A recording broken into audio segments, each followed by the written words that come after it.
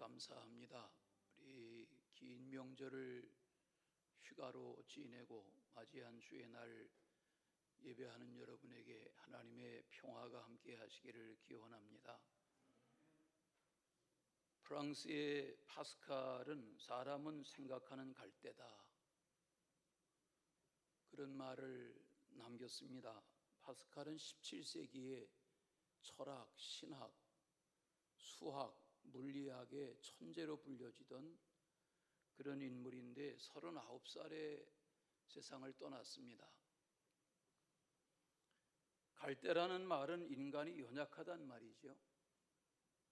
사람이 사고 앞에, 사건 앞에, 질병 앞에, 죽음 앞에 인간의 한계를 시인할 수밖에 없는 것, 이것이 갈대라는 표현이고,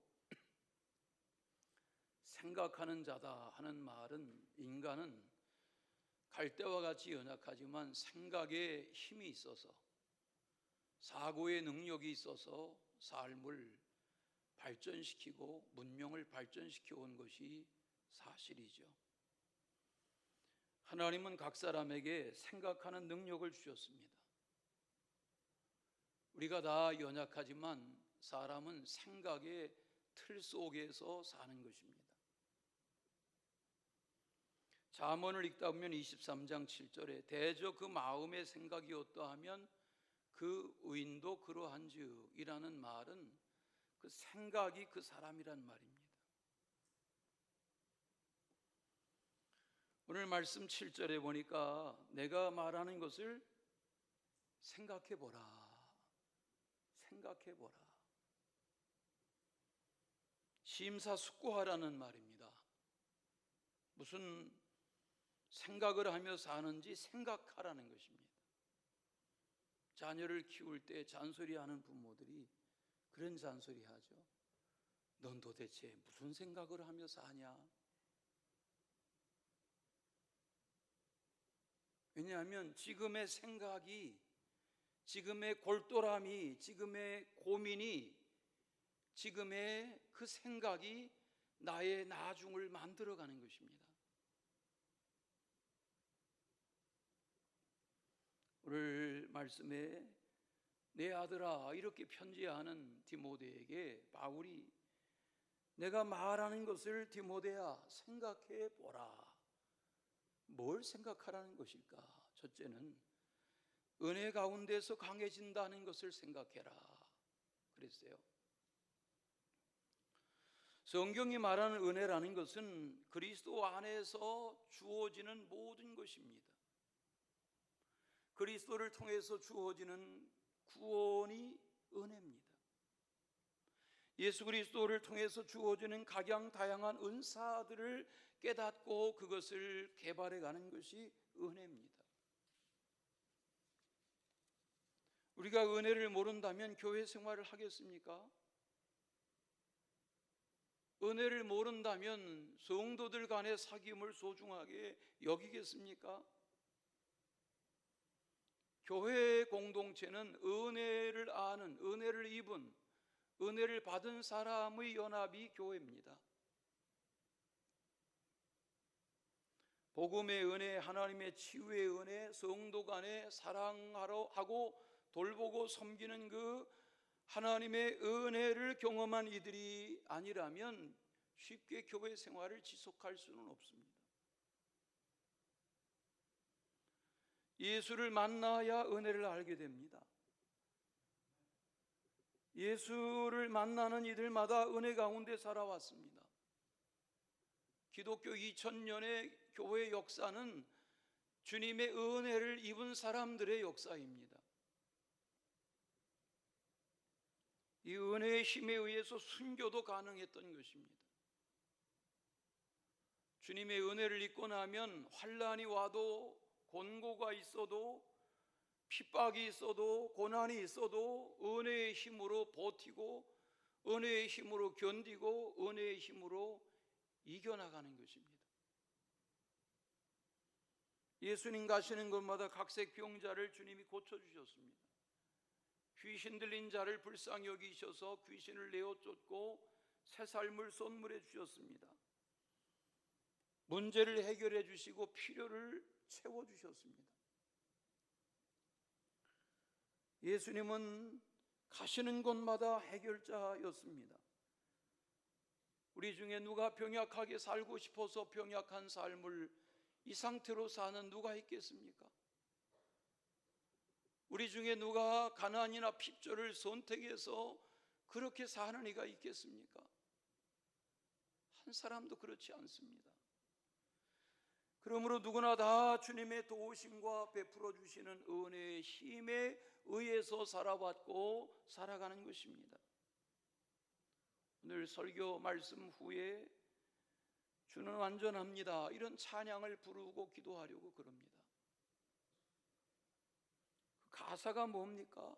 찬양의 가사가 주여 우리는 연약합니다. 주여 우리는 힘겨운 삶을 살아갑니다. 주님 우리는 누구나 다 부족합니다. 주님 우리는 다 때때로 넘어집니다. 혹은 실수도 반복합니다. 그러므로 주님의 긍휼이 아니고는 세상을 이기며 살아갈 수 없는 연약한 인생입니다. 이런 고백이 찬송의 앞부분에 꽉 들어차 있습니다.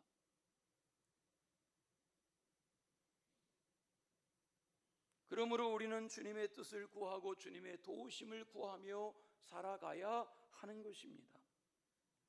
깨닫고 보면 이 모든 것이 주님의 은혜이고 우리가 살아가는 이 땅에는 그 주님의 베풀어 주시는 은혜로 가득 차 있습니다. 체험하고 보면 이 세상에는 주님의 영광으로 넘쳐납니다. 우리의 길과 진리와 생명이신 주님을 믿고 따라 살기 시작하면 주님이 우리의 보호자가 되어주시고 인도자가 되어주셔서 우리의 나아가는 길이 주님의 오라 하시는 길로 가도록 이끌어주시는 힘, 이 고백을 가지고 부르는 찬양이 주님은 온전합니다 하는 찬양입니다. 오늘 말씀에 그리스도 예수 안에 있는 은혜라는 표현을 대하게 됩니다. 예수 그리스도 안에 사는 자에게 은혜가 있다는 것입니다. 은혜가 무엇입니까? 우리를 향하신 하나님의 사랑입니다. 그걸 깨닫는 것이 은혜입니다. 사랑은 말로 하는 게 아닙니다. 사랑은 귓속말로 속삭이는 속삭임이 아닙니다. 하나님의 사랑은 그런 사랑이 아닙니다. 하나님의 사랑은 손끝으로 행하고 발로 행하는 사랑입니다. 하나님의 사랑은 세상 귀찮아 세상 멀리하고 높은 담장 속에 갇혀 하나님의 사랑을 묵상하며 지내는 수도원의 사랑이어서는 안 됩니다. 하나님의 사랑은 세상에 나아가서 이 현세 속에 실제 속에서 부대끼는 사랑이어야 사랑인 것입니다. 사랑이신 하나님이 사람의 몸을 입고 이 땅에 오신 분이 예수님이십니다. 예수님은 언제나 날마다 각색 병자들, 연약한 이들, 귀신 들린 자들, 배고픈 이들, 불쌍한 이들, 헐벗은 이들, 소외당하는 이들, 남편 잃은 이들, 부모 없는 이들, 그런 나그네된 이들 속에 저들과 가까이 하기를 원하셨습니다. 왜? 주님은 사랑이시기 때문에. 예수님의 곁에 다가가면 이런 기적과 은혜를 누리게 됩니다. 예수님의 뒤에서 옷자락을 붙잡고자 했던 혈루병 여인이 12의 혈루병에서 자유로워졌습니다. 게네사렛 호숫가에 병자들이 나음을 받았습니다. 베데스다 못가에 38년 된 병자가 치유를 체험합니다. 다윗의 자손 예수여 나를 불쌍히 여겨주세요. 소리 지르던 바디메오 앞 못 보는 이가 눈을 뜨게 됩니다.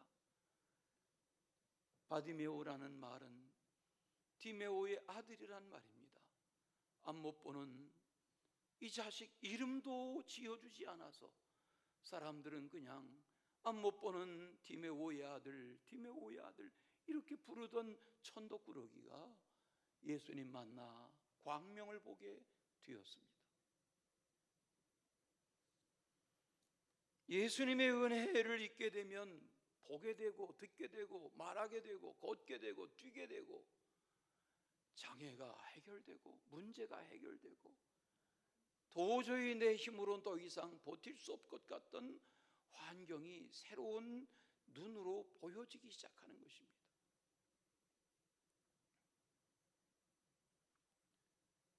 비천하게 살던 이들이 예수 안에서 강해져가는, 예수 은혜 안에서 강해져가는 역사의 이야기는 성경 안에, 기독교 역사 안에 넘쳐납니다. 예수님 곁에 다가가면 누구에게인가 치유가 임하고 기적이 생깁니다. 감격스러운 은혜로운 일들이 벌어지는 것입니다. 예수님은 그의 곁에 다가오는 사람들에게 은혜를 입게 하셔서 약한 상태에 버려지지 아니하고 강건한 삶을 살게 하시는 것이 주님인 것을 알 수 있습니다. 에베소서를 읽다 보면 6장 10절에 너희가 주 안에서와 그의 힘의 능력으로 강건하였지라. 은혜를 입으면 강해지는 겁니다. 은혜를 받아야 강해지는 것입니다. 우리가 다 염려 속에 불안에 갇혀 살 수밖에 없지만 은혜가 임하면 알 수 없는 새 힘이 우리를 강하게 하는 것입니다. 7 귀신이 떠난 막달라 마리아가 예수님의 곁에 머물기를 원했습니다. 예수님의 고난과 죽으심을 보고 십자가에 매달리신 예수님을 보았습니다. 예수님의 장례도 보았습니다. 예수님의 무덤이 어딘지도 알았습니다. 그런 막달라 마리아가 안식일이 끝나는 새벽 기다렸다가 예수님의 무덤을 향하여 달려갑니다. 막달라 마리아는 예수님의 은혜를 입은 여인입니다. 예수님의 사랑을 깨달은 여인입니다. 예수님으로 인해서 귀신이 떠나갔습니다. 이 막달라 마리아는 예수님의 은혜의 힘으로 무덤을 지키는 로마 병사들이 하나도 무섭지 않았습니다.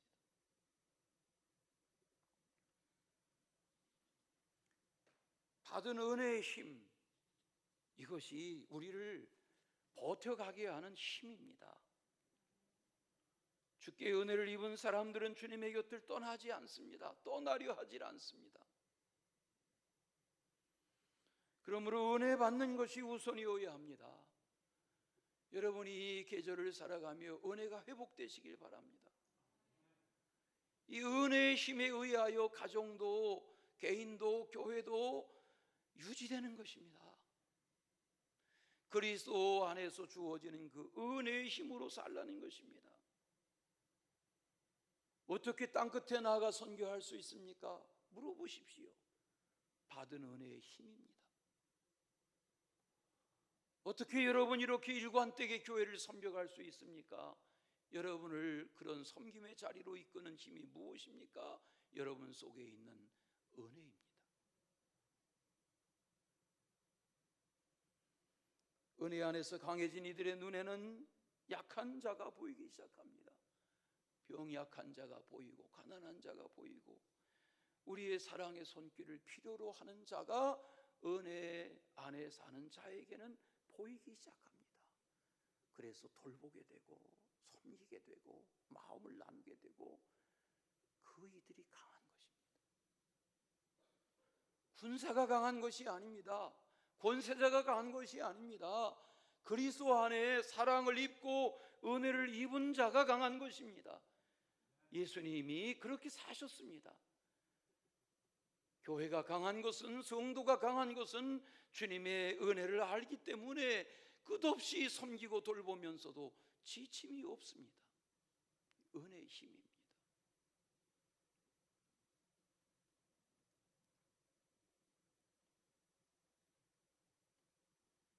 그리스도 안에서 은혜를 입고 나면 봉사가 달라집니다.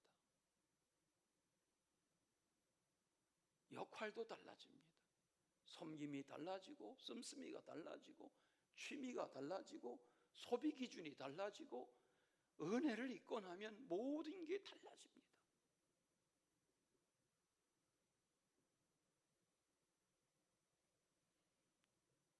은혜를 입고 나면 인생이 바뀌고 가치관이 바뀌고 삶의 태도가 바뀌기 때문에 달라지는 것입니다.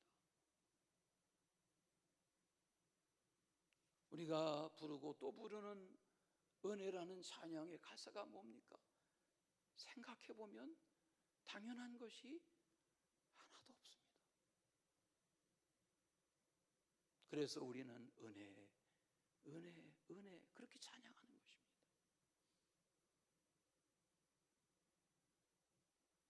요즘 인공지능 AI의 발전으로 로봇의 혁명이 일어나고 있습니다. 아주 짧은 기간에 놀라운 일이 벌어지고 있습니다. 여러분, 가정에도 이제는 로봇이 모든 살림살이를 다 하는 그런 시대가 올 것이라고 말합니다. 그러나 아직 넘지 못하는 산이 있습니다. 이 27가지의 다양한 이 손마디의 뼈마디의 이 손의 기능을 이 최첨단 인공지능의 로봇이 아직 해결하지 못합니다. 로봇은 7가지 기능을 한다고 합니다. 손을 한번 들어보세요. 여러분, 신비한 겁니다. 생각해보면 사람에게 이 인체의 마디 중에 가장 많은 뼈마디가 모여있는 곳이 손입니다. 우리는 이 손으로 문명을 발전시키는 것입니다. 당연한 것 아닙니다. 받은 은혜, 체험한 은혜 생각하면 그 은혜가 우리를 점점 강해져 가게 하는 것입니다. 두 번째, 들은 바를 충성된 사람들에게 부탁하라 그랬어요. 디모데가 바울 사도에게 들은 바가 무엇입니까? 디모데는 바울에게서 무엇을 들었습니까? 바울이 다메섹 도상에 예수의 부르심과 임재를 체험하기 이전에는 율법학자였습니다. 그런 저가 그날 이후로 3일 만에 눈이 띄어지고 아나니아의 안수를 받고 성령이 임한 후에 그의 증언이 달라졌습니다. 시인하지 않고 부인하던 예수의 부활이 실제가 되고 증언하게 됐습니다. 그날 이후로 바울은 자기의 지난날의 자랑을 배설물처럼 여겼습니다. 오직 하나 예수의 부활 복음의 진리만을 전하고자 했습니다. 이것을 디모데에게 말하는 것입니다. 부활 복음과 진리 안에 산다는 것은 무엇인가, 전한다는 것은 무엇인가 하는 것을 말합니다. 그러나 우리가 아는 대로 디모데는 바울을 만나기 전에 이미 외할머니 로이스와 어머니 유니게를 통해서 복음을 알았습니다. 하나님을 알았습니다. 그리고 그런 환경에서 자라났습니다. 아버지는 헬라 사람이었지만 어머니는 신실한 하나님의 은혜, 그리스도의 부활 복음의 은혜를 아는 그런 어머니였습니다. 그런 저가 바울을 만난 후에 그의 신앙은 점점 더 돋보이기 시작했습니다. 오늘 말씀에도 바울은 디모데를 내 아들아 이렇게 부릅니다. 사실 디모데는 사도 바울로 인해서 하나님의 돋보이는 믿음의 사람으로 다듬어졌습니다. 사도행전을 읽다 보면 16장에 바울을 디모데가 만나는 장면이 나오는데 거기 2절에 보니까 디모데는 루스드라와 이고니온에 있는 형제들에게 칭찬을 받는 자다 그랬어요. 이 무슨 말이에요? 디모데는 집안 사람들에게 뿐만 아니라 세상이 다 알고 소문에, 야, 디모데 대단하다, 디모데 대단하다. 디모데의 믿음이 많은 사람들에게 칭송받던 주인공이란 말이에요. 저는 저희 교회 성도들이 어른아이 여러분의 믿음의 소문이 점점 칭찬으로 이어져 가기를 바랍니다.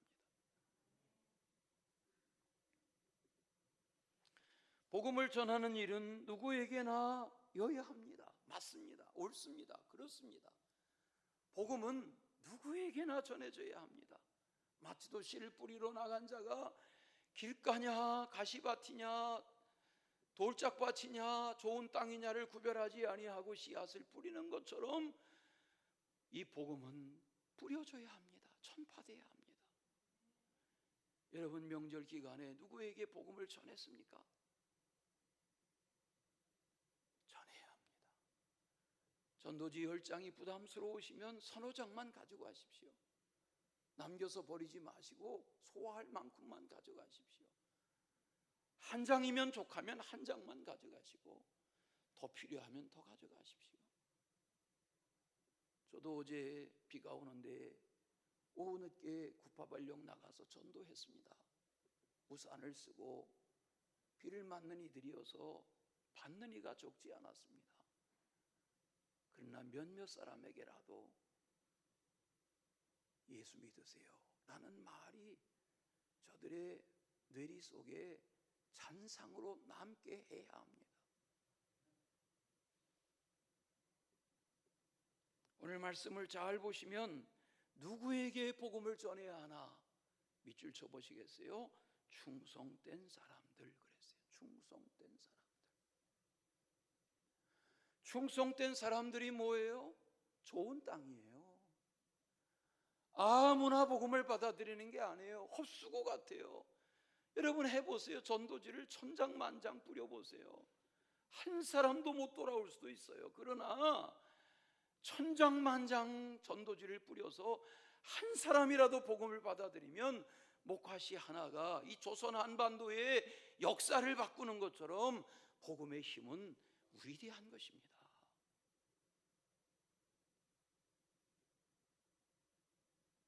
우리가 1:1 양육 훈련 받은 적이 있습니다. 많은 사람들이 체험했습니다. 그리고 1:1 양육의 일선에 나서기도 했습니다. 저도 그리했습니다. 많은 분들이 그렇게 했습니다. 1:1 16주 과정에 그 교재를 소화하다 보면 반드시 읽고 암송하게 하는 성경 구절이 있습니다. 그 말씀이 오늘 디모데후서 2장 2절입니다.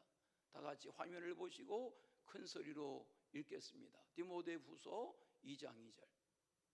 다 같이. 또 내가 많은 증인 앞에서 내게 들은 말을 충성된 사람들에게 부탁하라. 그들이 또 다른 사람들을 가르칠 수 있으리라. 여기 누구에게 부탁하라고요? 충성된 사람들.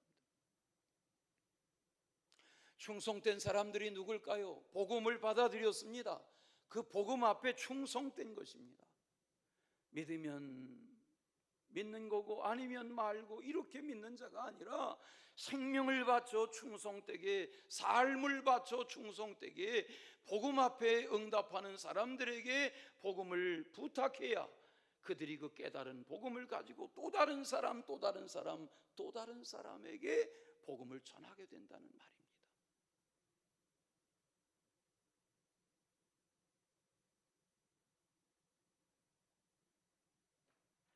2000년 교회 역사가 그런 것입니다. 누군가가 여러분을 위해서 중보했고 누군가 여러분 한 사람이 복음을 받아들이도록 기도하고 고민하고 씨름하고 권면해서 여러분의 마음에 복음이 들어오게 역사한 것입니다. 누굽니까? 그 누군가가 그 누군가가 여러분을 측은히 여기고 긍휼히 여겨서 복음의 사람 삼아 보려는 충성된 누군가가 있었기 때문에 오늘 내가 복음을 받아들이게 된 것입니다. 그 충성된 사람의 역할을 계속하라는 것입니다. 엄마입니까?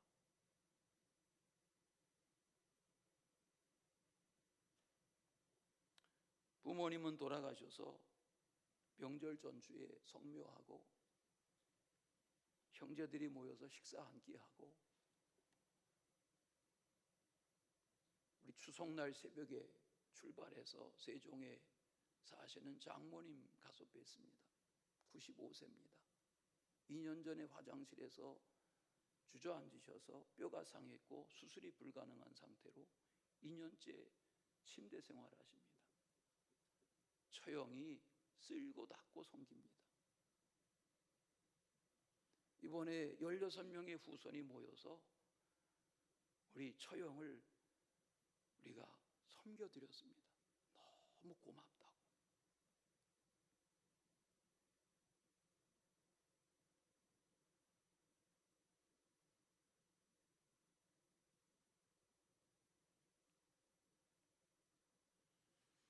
여러분, 곁에 있는 사람이 효자입니다.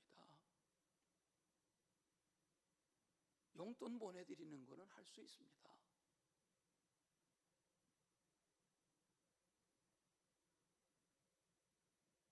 저희 장모님 피난 149대 때 피난 와서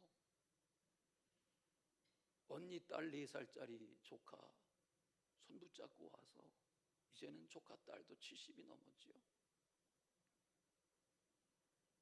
그리고 성경학교 신학교 다니다가 신랑 만나서 전도사 부인으로 목사 부인으로 평생 이번에 다 모일 줄 알았는데 외손녀 한 명만 못 오고 16명이 모였습니다. 바글바글하게 모였습니다. 한 사람, 한 사람의 은혜입니다.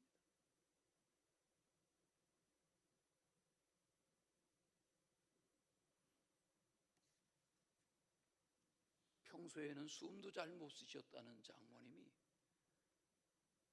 명절날 아침에 펄펄 나르셨습니다. 그리고 손주들한테 유언처럼 할 말 다 하셨습니다.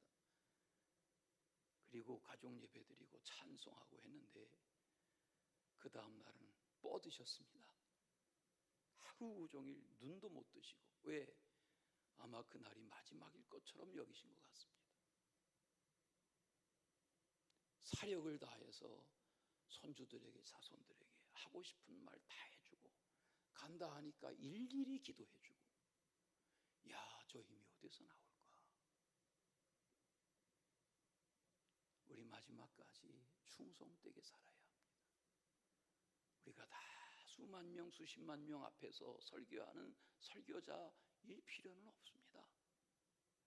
그러나 내 곁에 자식, 내 곁에 가족 한 사람 앞에 나의 충성됨이 드러나야 합니다.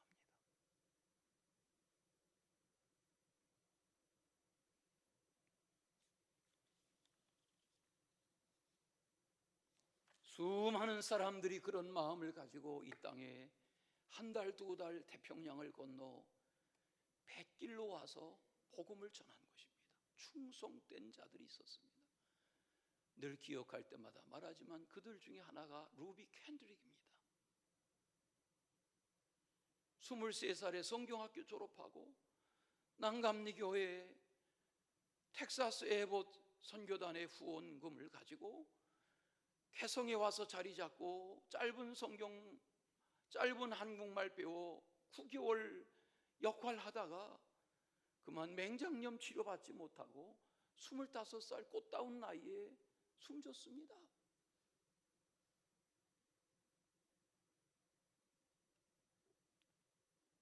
양화진 묘지에 가면 루비 캔드릭의 묘소가 있습니다. 그의 묘비에는 이런 묘비명이 써져 있습니다. 만일 내게 줄 수 있는 1000개의 생명이 있다면 모두 조선을 위해 바치리라. 내게 1000개의 생명이 있다면 나는 그것을 조선을 위해서 바치겠다. 이런 말을 하던 루비 캔드릭이 선교지에서 조선 땅에서 9달 만에 죽었습니다. 그가 세상 떠나기 전에 텍사스의 부모님에게 보낸 편지가 장례가 끝난 오랜 후에 뒤늦게 편지가 도착했습니다. 딸의 죽음도 모르는 상태에서 부모님이 반갑게 딸의 편지를 받아 읽은 겁니다. 그 편지가 지금도 전해집니다. 들어보십시오. 아버지 어머니, 이곳 조선 땅에 오기 전집 뜰에 심었던 꽃들이 활짝 피어났다는 소식을 들었을 때 하루 종일 집 생각만 했습니다. 욕심쟁이 동생 수지가 그 씨앗을 받아 동네 사람에게 나누어 주다니 너무나 대견스럽군요. 아버지, 어머니, 이곳 조선 땅은 참으로 아름다운 곳입니다. 모두들 하나님을 닮은 사람들 같습니다. 선한 마음과 복음에 대한 열정으로 보아 아마 몇십 년이 지나면 이곳은 예수님의 사랑이 넘치는 곳이 될 것 같습니다. 저는 복음을 듣기 위해 20km를 맨발로 걸어오는 조선의 어린 아이들을 보았을 때 그들 안에 있는 하나님의 사랑 때문에 오히려 위로를 받았습니다. 그러나 한편에서는 탄압이 점점 심해져 가고 있습니다. 그저께는 예수님을 영접한 지 일주일도 안 된 서너 명이 끌려가 순교당했고 토마스 선교사와 제임스 선교사도 순교했습니다. 선교본부에서는 그만 철수하라는 지시가 있었지만 대부분의 선교사들은 그들이 전도한 조선 땅 조선인들과 아직도 숨어서 예배를 드리고 있습니다. 그들은 모두가 순교를 할 작정인가 봅니다. 오늘 밤은 유난히도 고향으로 돌아가고 싶습니다. 외국인을 죽이고 기독교를 증오한다는 소문 때문에 부두에서 저를 끝까지 말리셨던 어머니의 얼굴이 자꾸 제 눈앞에 어른거립니다. 아버지, 어머니, 어쩌면 이 편지가 마지막일 수도 있습니다. 내가 이곳에 오기 전 뒷뜰에 심었던 한 알의 씨앗이 이제 내년이면 온 동네가 꽃으로 가득하겠죠. 그리고 또 다른 씨앗을 만들어 조선 땅에는 많은 꽃들이 피고 그들도 여러 나라에서 씨앗이 될 것입니다. 저는 이 땅에 저의 심장을 묻겠습니다. 바로 그것은 제가 조선을 향해 가지는 열정이 아니라 하나님께서 조선을 향해 가지신 열정이라는 것을 알게 되었습니다. 어머니, 아버지 사랑합니다. 여러분, 복음에는 강한 능력이 있습니다.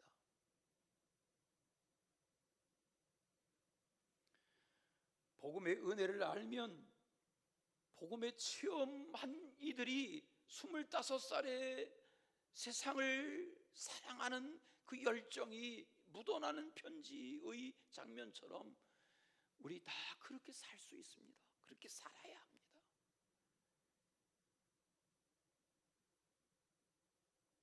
그것이 복음 안에서 강해져 가는 것입니다. 충성된 사람들에게 복음을 가르치고 충성된 사람들에게서 복음을 배우는 그런 교회가 되기를 바랍니다. 마지막은 주께서 주시는 총명을 구하라는 것입니다. 바울 사도는 그의 사랑하는 믿음의 아들 디모데에게 말하고 또 말하고 가르치고 또 가르치고 강조하고 또 강조해서 생각하고 염두에 두고 심사숙고하기를 원했습니다. 생각하라, 영어 성경에 보니까 생각하라는 말을 그냥 thinking이라 하지 않고 consider 그랬습니다. reflect 하라고 그랬습니다. 생각을 가지고 생각하라는 말입니다.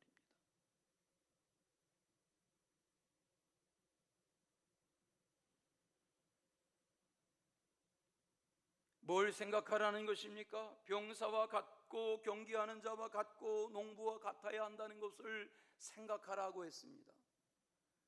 병사와 같다는 말이 무엇입니까? 고대 국가나 현대 국가나 군사가 없이는 나라의 체제를 유지할 수가 없습니다. 바울은 디모데에게 너는 나와 함께 그리스도 예수의 좋은 병사로 고난을 받을 수 있어야 한다, 그렇게 권면합니다. 예수의 좋은 군사가 되어서 어떤 고난이라도 나와 함께 받아야 된다, 이겨내야 된다, 이렇게 권면하며 이것을 깨달아야 총명한 것이다, 이것 생각하자, 이렇게 권하는 것입니다. 엄마한테 전화해서 군대 간 아들이 엄마나 총 쏴도 돼요, 엄마나 수류탄 던져도 돼요, 그런 군대가 아니라 나라의 부름을 받은 군사답게 살아가라는 것입니다. 그대는, 현대인의 번역으로 보니까 그대는 그리스도 예수의 훌륭한 군인으로 나와 함께 고난을 받아야 한다 그랬어요. 다 같이 그리스도 예수의 훌륭한 군대. 여러분 각 사람이 그리스도 예수의 좋은 군사, 훌륭한 군사가 되어야 한단 말입니다. 부끄러움 당하는 군사가 아니라, 손가락질 당하는 군사가 아니라, 역사가 주목하는 그리스도의 좋은 군사, 훌륭한 군사가 되라는 것입니다. 그런 군사가 되려면 잘 준비되고 잘 훈련되고 일당백일당천의 태도를 가져야 하는 것입니다. 골리앗이, 블레셋의 골리앗이 이스라엘을 조롱할 때 전쟁에 끌려나간 다윗의 세 형들, 또래 나라의 수많은 군사들이 다 엘라골짜기에서 벌벌 떨고 있을 때 왕을 아련하고 나왔던 다윗이 골짜기에서 돌멩이 5개를 주워 물매와 함께 손에 들고 엘라골짜기를 걸어갑니다. 저쪽 맞은편 언덕에 적장 골리앗이 소리를 칩니다. 네가 나를 개로 여기냐? 막대기를 가지고 왜 내게 나오느냐? 그때 다윗이 대답합니다. 너는 칼과 창과 단창으로 내게 나오지만 나는 만군의 여호와 이름으로 내게 나아간다. 여호와의 구원하심이 칼과 창에 있는 것이 아니다. 이 무리에게 이것을 알게 하려고 한다. 전쟁은 여호와에게 속한 것이다. 하나님이 너희를 우리 손에 넘기실 것이다. 이렇게 말했던 다윗의 물매에서 던져진 돌 하나가 골리앗의 이마에 박혔습니다. 어젯밤에 성경을 읽는데요, 성경을 잘 읽어야 돼요. 던진 물맷돌이 골리앗의 이마를 맞힌 게 아니에요. 어저께 밤에 커피 브레이크 했어요. 성경을 읽는데 주먹만한 물맷돌이 골리앗의 이마에 박혔더라 그랬어요.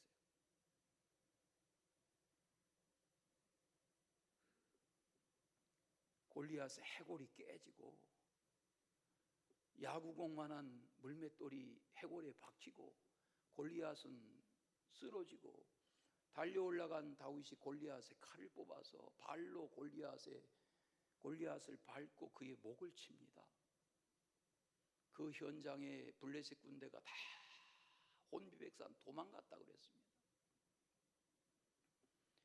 다윗은 하나님의 좋은 군사입니다. 영적 싸움에서 이겨야 합니다.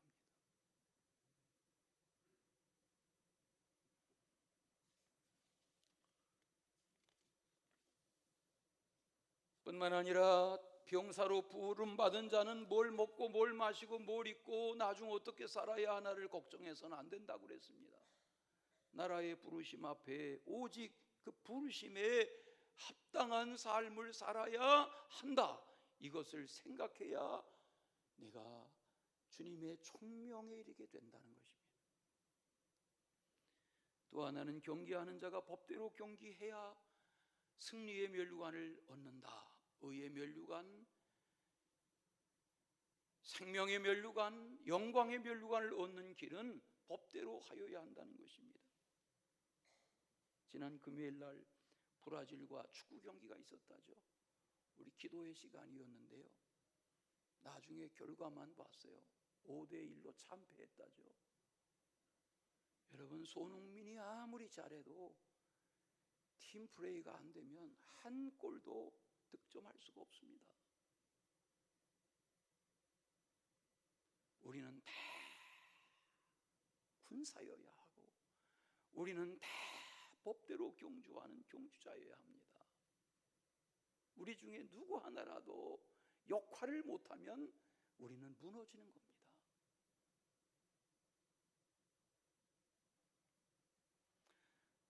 수고하고 열매를 거두는 농부, 수고하지 않고 열매를 거두는 농부는 없습니다.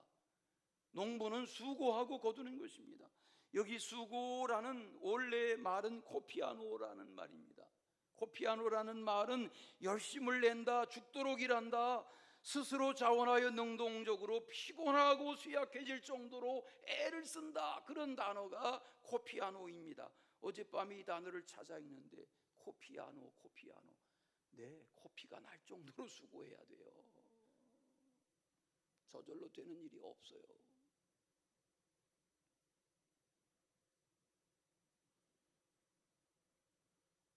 심은 만큼 거두고 가꾼 만큼 거두는 것입니다. 명절 기간에 신문에 봤습니다. 우리나라의 저 남쪽 바다의 어느 먼 섬에 귀어한 젊은이들이 모여서 다시마 농사를 시작했습니다. 양식이죠.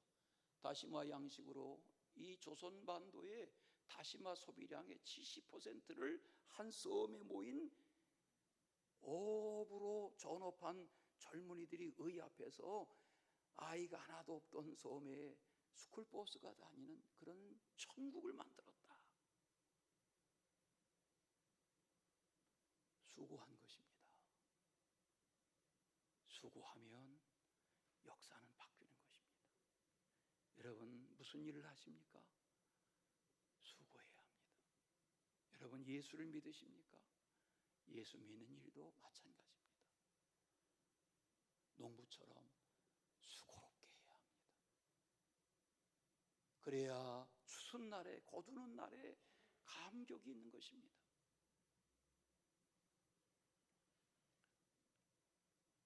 오늘 말씀해 보면 수고하는 농부는 곡식을 먼저 받는 것이다, 그것이 마땅하다 그랬습니다. 이게 무슨 말일까요? 여러분 수고한 농부는 그 열매를, 그 곡식을 먹을 가치가 있습니다. 자격이 있습니다. 고린도전서를 읽다 보면 9장 14절에 이런 말합니다. 성전의 일을 하는 이들은 성전에서 나는 것을 먹으며 제단에 섬기는 이들은 제단과 함께 나누는 것을 너희가 알지 못하느냐? 이와 같이 주께서도 복음 전하는 자들이 복음으로 말미암아 살게 하신다. 여러분 사회생활, 직장생활, 사업, 장사 열심히 하시되 복음 안에서 하시기 바랍니다. 복음 안에서 사시기 바랍니다. 복음 안에서 해야 합니다. 복음 안에서 수고해야 그 열매가 여러분을 가치 있게 하는 것입니다. 하나님의 은혜가 여러분의 삶을 풍성하게 이끌어 가시기를 축원합니다. 우리 찬양하겠습니다.